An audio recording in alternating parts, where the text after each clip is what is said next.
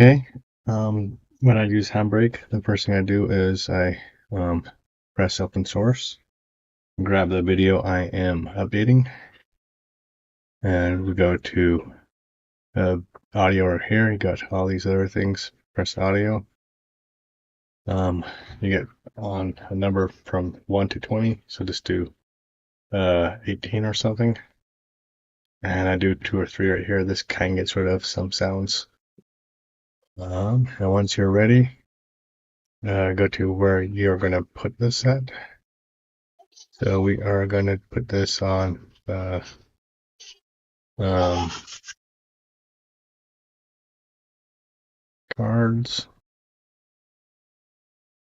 overlay, and let's name this card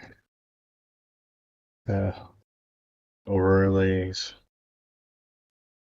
and then press the start encode button. This should go pretty fast since it's not a big video. And there we go. We can now go to that spot and see our video right there. And there you go. And thank you. Have a good day.